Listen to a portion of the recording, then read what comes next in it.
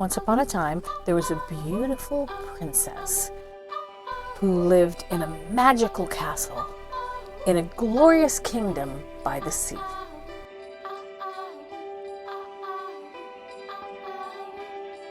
Actually, it was a middle-aged lady, and the magical castle was a vintage store. The glorious kingdom was Torrance, California. The sea was a couple miles away. But hey, it's my story. I can tell it any way I want. Maximalist minivars with Mary and Captain and you. Get on the bus! Today's window view, Torrance Boulevard. I am parked behind the Depot restaurant. Across the street is Honda headquarters, and a couple blocks up is my old store. And that's what I want to talk to you about today. I want to tell you about my store, and about how I got from the store to the bus, and then about how the bus and I got on YouTube. A lot of people who end up in an RV, they tell you a story about how they had a lot of stuff. Big house, nice car, big job, probably a marriage that kind of went awry, maybe some kids. I don't have that story. I've never owned a house. I don't think I've had a car younger than 20 years old. I was married, but only for a year and a half in my 20s. No kids. Never had much in the bank. My entire life has pretty much been hand to mouth. I've had a few rat race jobs, but I've also done a lot of strange and interesting things too. Here's a partial list of some of the jobs I've had, really in no particular order. Political pollster, ATM demonstrator, fiction and nonfiction author, accounting assistant, SEO writer, acting teacher, interior decorator, census taker, web designer, bass player, film and television producer, and all the jobs up the food chain that lead to that one, store owner, screenwriter, telephone psychic, Zamboni driver. Okay, I made up the last one. I've never driven a Zamboni. I'd like to, though. Maybe that's next. I'm going to start the story in 2001, which is the year I moved to Los Angeles to pursue a career as a TV writer. I was already turning 40 years old, and the fact is people hire younger people, but I couldn't have started younger because it wasn't until I was 40 that I gave myself permission, really, to be a writer, to say that I was a writer, even though I've been writing my whole life. It's what I wanted to do when I was a kid. I never felt that I was entitled to call myself a writer or to live a creative life, and I don't really know, well, no, I do know where that came from. I just don't know why I held on to it so tightly for so long. But anyway, in 2001, I decided to let go of that, and I decided I was going to be a writer. I moved to Los Angeles, and I spent my days writing, and I spent my evenings taking classes at UCLA Extension School. I studied screenwriting, TV writing, creative writing, and eventually a woman who was a judge on a contest that I won asked me if I was interested in open writing assignments. I didn't know what open writing assignments were, but, I said yes. Okay, it's a writing assignment. How can that be bad, right? That led to me writing scripts for her company. And, I wrote a bunch of them. Only one actually got produced and turned into a movie, but hey, I got paid for all of them. Good things started happening. I wrote a TV pilot that got optioned. It didn't make it to series, but it got optioned. And then I got hired to write on a TV show. At the end of the season for that TV show, I got hired as the head writer of this, at the time, really famous web series that ended kind of in like a creative differences zone, which is okay, that happens, I would sometimes be hired to do what they call the character pass, where I would go through a script and I would just sort of brighten up the characters, make them more human feeling. I never got credit for those things, but that's okay because my contribution wasn't huge and I got paid, which was the main thing then. But then I wrote my own web series, and that was pretty well received. And we were in negotiations with this major corporation who were going to pay for the whole second season. And then the recession of 2009 hit. So instead of financing our web series, that company was laying off half of its staff. My manager scrambled to get me back on that original TV show because, I had turned it down because I was going to be doing my own show. But he was able to get me back on it, and I was actually supposed to be in charge. The thing about being a writer for hire is that you're for hire. So someone's paying the bill, and sometimes you have to make changes because of what that person wants that you don't necessarily agree with. But it's just part of the game, so you do it. It's not a big deal. But this particular network had this habit of giving the script to everybody to give me notes. I mean, everybody. So you have the whole company giving me notes on the script, and it made me want to say, hey, when do I get to tell the accountant how to balance the budget? But their theory was that their employees represented the audience, and so I should listen to them. So, okay. The low point for me came when I got a note from the temporary secretary of the company's marketing director, and she said something like, I just don't think Brad would say that. Ordinarily, I would take a comment like that and I'd say thanks, and then I just wouldn't do anything with it because I think I'm a little more qualified to decide what Brad would say because I created Brad. But I was told that I had to implement her note. I had to change the line to what she was suggesting. And I read that as just kind of a power play. I read that as a way of saying, a chimp could do your job and you're our chimp. There's 12,000 chimps out there and we could just hire a different chimp. Not long after that, I was approached by a successful TV writer and she wanted to hire me to write a movie script that she had been hired to write. She'd never written a movie script, so she thought it would be better to hire me than to actually learn how to write a movie script and write it herself, and she knew I needed the money. So basically the deal was I was not allowed to tell anybody that I wrote it, and then she would pay me a little bit out of the money that she got paid. So she would get the credit and most of the money, and I would write the script. I took it. I had done enough legit, above board, uncredited work to know that this is not how you do this. This is sketchy. But I justified it. I told myself, oh, I need the money. And I did need the money. I didn't see any other work on the horizon. But I think mainly it was ego. And afterwards, I just felt dirty, because there's a big difference between doing a tweak or, a character pass and just kind of writing a script all the way from outline to script and then just handing it over to somebody else to take the credit. Not to mention defrauding the studio because they thought they were hiring her and they were getting me.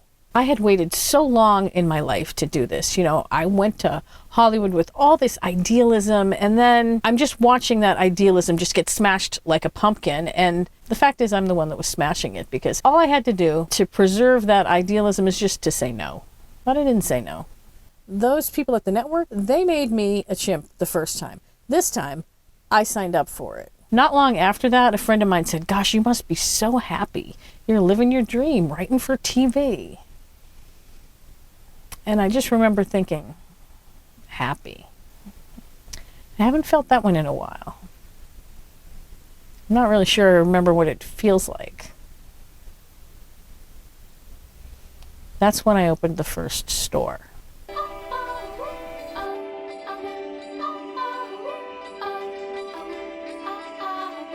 The first store was this tiny little place. It was a bail bonds office that I turned into a retail store. And I had a lot of fun with it, but I outgrew it in about a year.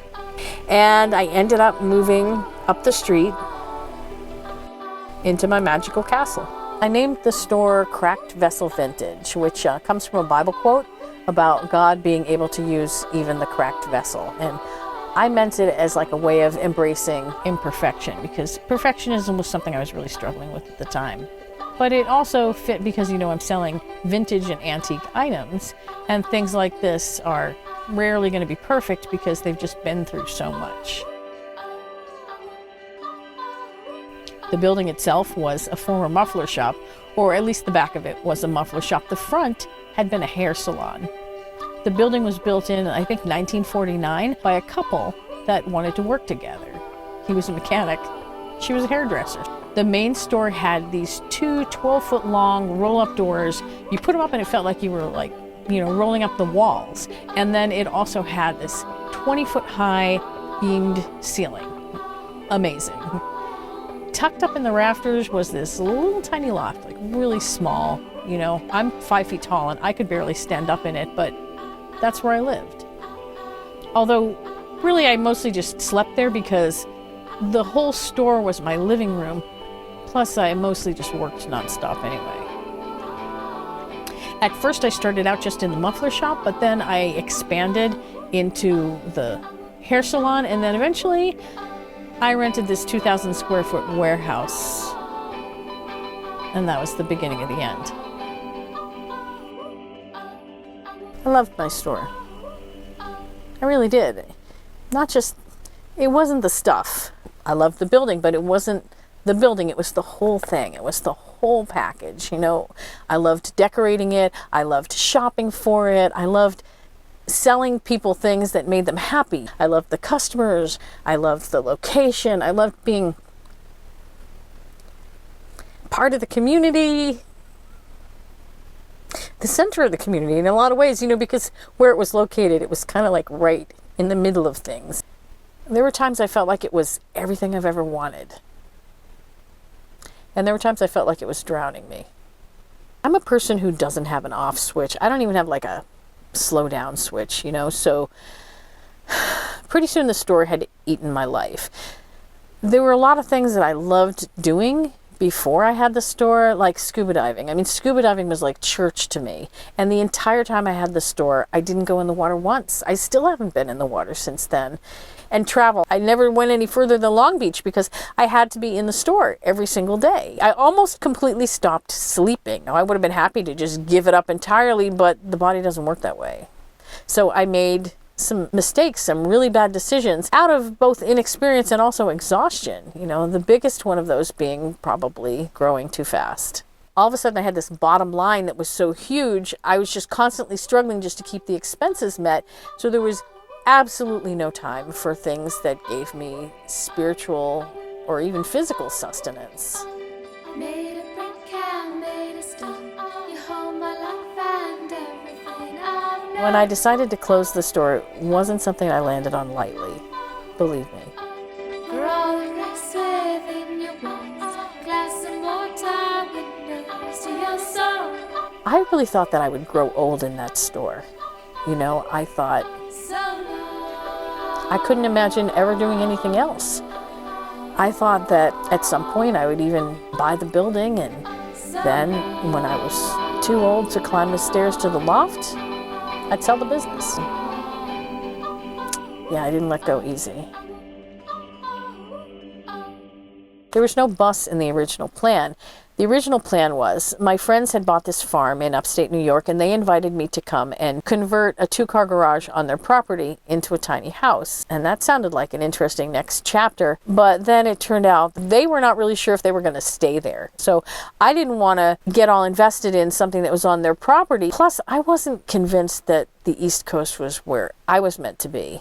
So when I thought about the future, I tried to think about what would make me the happiest. What would make me feel free, but also comfortable. I'm kind of a homebody, but I get bored. I like to travel, but I want to sleep in my own bed. Then I just randomly came across this partially converted short school bus on Craigslist. I'd never seen anything like that. I mean, I had seen RVs. I had a friend that lived in an RV, but this was different because it was completely customized and it had all those windows. And, you know, I just saw that and I thought, okay, that's what I'm doing. I don't think it was even 2 weeks later I bought my bus on Facebook.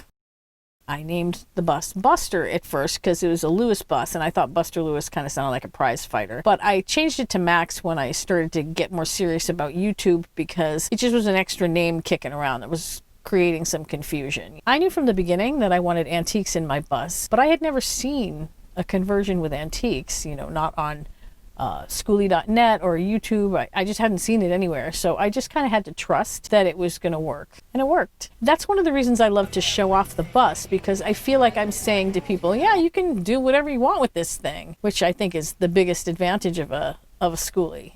I just kind of started the conversion. You know, I had no idea what I was doing. And I had these 2 guys who would come and help me when they felt like it.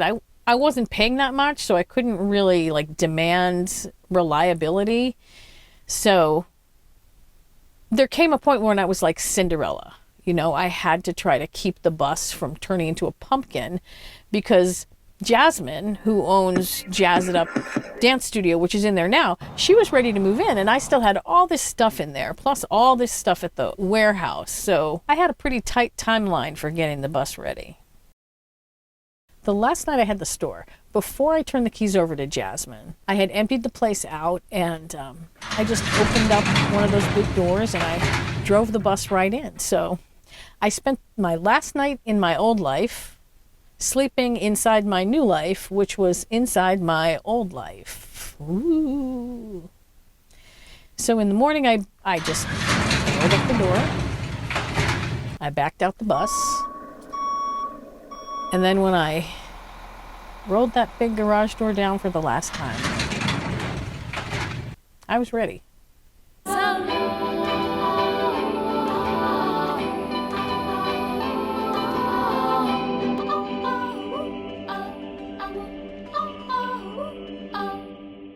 So you might ask, okay, if you love the store so much, what are you doing in a bus? Why don't you just take everything you learned from this and go open up a new store? Fair question. I've asked that myself, but I don't really need to, because all the best parts about having the store and all the things I learned from having the store, I've brought them with me into my new life in a much lighter package. I don't have to carry all that weight anymore, all that financial stress. Basically, I have everything but the money worries and the stuff. In the end, the stuff was the easiest thing to let go of. So now I don't have a store, but I have a bus, and I get to exercise all that stuff I learned at the store, and I get to decorate it, which was like my favorite part of the store, was decorating it. So I get to decorate my bus, and I get to show it to other people because that's part of the community thing. And then I also get to show it off on YouTube. I did not start my bus life thinking, oh, I'm gonna turn this into a YouTube channel.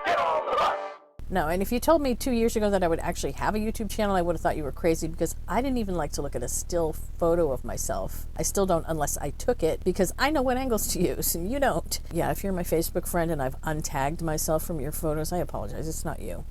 I started the channel because I was proud of the bus. This is the only home I've ever owned. And it's probably the only home I'm ever going to own. And I made it a home mostly myself. It's not like I didn't have any help. My friend Justin in particular has helped me a lot this past year. Hi, Justin. But, the ideas behind it are mine. It's mine. And I was proud of how far past my skill level I'd stepped and how far out of my comfort level. And I just thought that sharing it might help somebody else to make those kind of steps themselves, whether it's about a bus or not about a bus, whatever. But I also discovered when I started doing it, I still have all the same urges and talents that I had that made me want to be a writer in the first place, And the main thing that made me want to be a writer was I had something to say.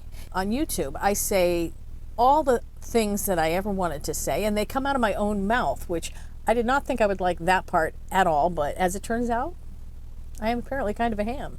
The biggest thing that I get from YouTube, though, here comes the cornball thing. The biggest thing I get is you guys. I can't tell you how much this YouTube thing satisfies my craving for community. So you can take that and run with it if you want. Even the store has a new life. So if you want to learn how to do this, you know where to go. I don't know if I'm going to get the happily ever after out of this fairy tale, but looks promising. And I'm nobody's chimp. No offense to chimps.